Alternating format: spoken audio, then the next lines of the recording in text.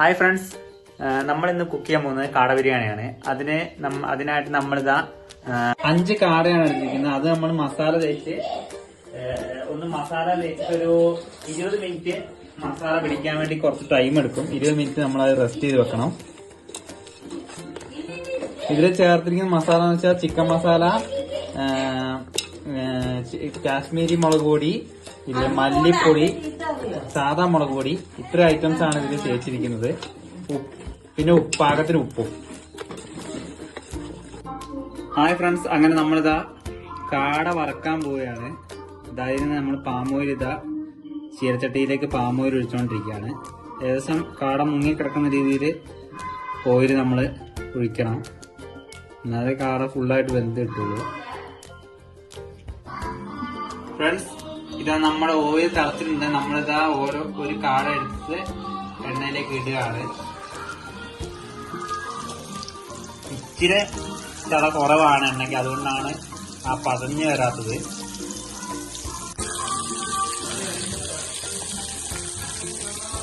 Friends, അങ്ങനെ ഇതാ നമ്മുടെ കാട ഏകദേശം ഈ ഒരു കളർ ആവുമ്പോൾ നമ്മൾ എന്ത് ചെയ്യണം എന്ന് വെച്ച് കഴിഞ്ഞാൽ കോരി ഒരു പാത്രത്തിലേക്ക് മാറ്റി വെക്കണം.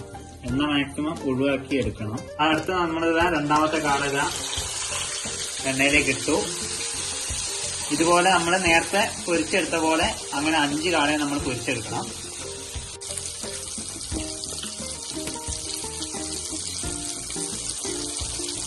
ഫ്രണ്ട്സ്, അങ്ങനെ അതാ നമ്മുടെ കാട പൊരിച്ചത് റെഡി ആയിരിക്കുകയാണ്. ഇനി നമ്മൾ അരി വെള്ളത്തിലിട്ടുണ്ട്. ഇനിയിപ്പോ അത് വേവിക്കാം. പിന്നെ ബാക്കി മസാലയും കാര്യങ്ങളൊക്കെ റെഡിയാക്കണം. നമ്മളിതാ ഡാൽഡ കുക്കറിലേക്ക് ഡാൽഡ ഇടുകയാണ്.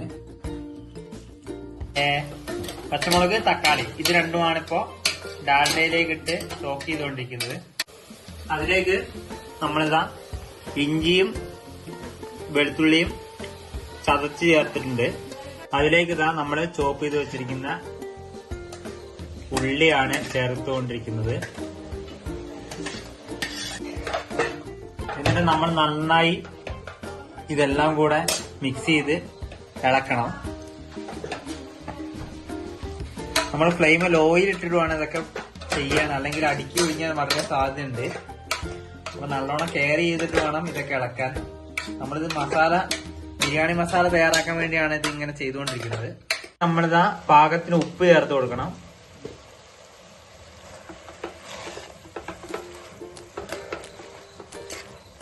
ആ സോർട്ട് ചെയ്തുകൊണ്ടിരിക്കുന്ന സവാളയിലേക്ക് നമ്മളിതാ മല്ലിച്ചപ്പും പുതിനച്ചപ്പും ഇട്ടു കൊടുക്കുകയാണ്. അതിട്ടിട്ട് നന്നായി ഇളക്കണം. അതിലേക്ക് നമ്മള് ബിരിയാണി മസാലയാണ് ഇപ്പൊ ചേർത്തുകൊണ്ടിരിക്കുന്നത്. അതുകൂടാണ്ട് നമ്മൾക്ക് ഗരം മസാലയും ചേർക്കണം അതിലേക്ക്.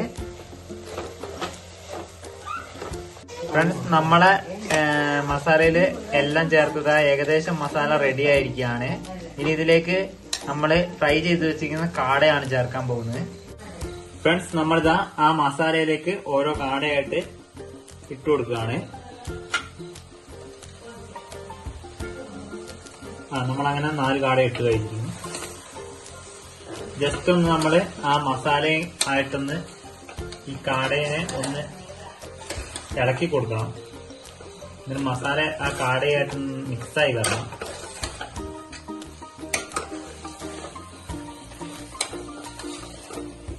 കാട നമ്മളൊന്ന് ജസ്റ്റ് ഒന്ന് ആവി കയറ്റാൻ വേണ്ടിയിട്ട് കുക്കറിന്റെ മൂടി നമ്മൾ ഒന്ന് ലോക്ക് ചെയ്ത്. ഫ്രണ്ട്സ്, ഇതാ നമ്മള് ചരുവം വെച്ച് അരിയിടാനുള്ള വെള്ളമാണ് അതിൽ വെച്ചിരിക്കുന്നത്. ഇത് തിളച്ചതിന് ശേഷം ഇനി നമുക്ക് ബിരിയാണി റൈസ് ഇതിലേക്ക് ചേർക്കാവുന്നതാണ്. ഇനി നമുക്ക് വേണ്ടത് ഗ്രാമ്പൂ, പട്ട, ഏലക്ക ഇത് മൂന്നും ഒന്ന് ജസ്റ്റ് ഒരു ചെറിയ ഒരു കല്ല് വെച്ച് ചതച്ചിട്ട് വേണം വെള്ളത്തിലേക്ക് ചേർക്കാൻ.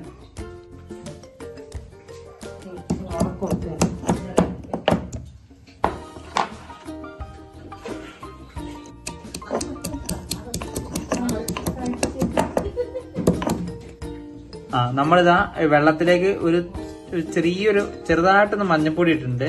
പിന്നെ അതാ പട്ടയാണ് ചേർത്തുകൊണ്ടിരിക്കുന്നത്. പിന്നെ ഗ്രാമ്പൂ, ഏലക്കയും ആ വെള്ളത്തിലേക്ക് ചേർത്തിട്ടുണ്ട്.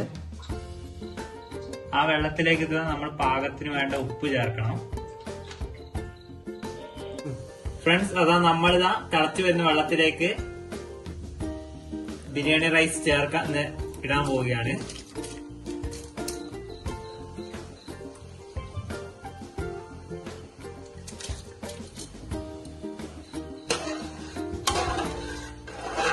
നമ്മളെ ഇടുന്നതിനെ കൂട്ടത്തിൽ തന്നെ നൈസായിട്ട് ഇളക്കിക്കൊണ്ടിരിക്കണം.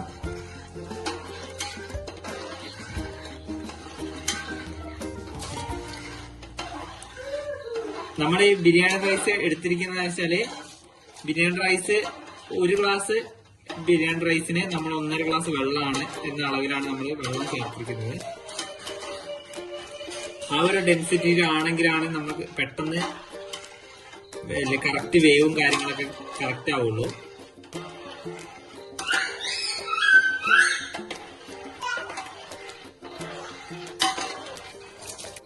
നമ്മളിതാ ആ റൈസ് നമ്മൾ റെഡി ആയിട്ടുണ്ട്. അതിലേക്ക് മസാലയും കാടയും കൂടെ ഉള്ളത് നമ്മളിതാ ചേർക്കുകയാണ്.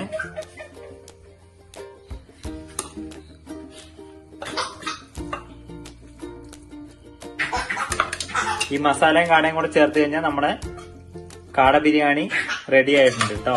ഏകദേശം ഇതൊന്ന് ചേർത്ത് ഒരു 5 മിനിറ്റ് മൂടി വെച്ച് കഴിഞ്ഞാൽ നമ്മുടെ കാട ബിരിയാണി റെഡി ആയിട്ടുണ്ട്.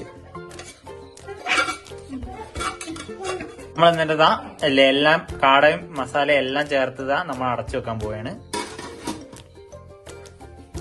ഫ്രണ്ട്സ്, നമ്മുടെ കാട ബിരിയാണി അങ്ങനെ റെഡി ആയിട്ടുണ്ട്. ഇനി നമുക്ക് ഇതൊരു പ്ലേറ്റിലേക്ക് സെർവ് ചെയ്യാം. ഫ്രണ്ട്സ്, ഇതാണ് നമ്മുടെ കാട ബിരിയാണി റെഡി ആയിട്ടുണ്ട്. ഇനി നമുക്ക് കഴിച്ചു നോക്കിയിട്ട് ഇതിന്റെ അഭിപ്രായം പറയാം. ഞാൻ ഉണ്ടാക്കിയ ബിരിയാണി ഞാൻ തന്നെ അഭിപ്രായം പറയുന്നത് റെഡിയാണോ എന്ന് അറിയില്ല. എന്നാലും കുഴപ്പമില്ല, അടിപൊളിയാണ്.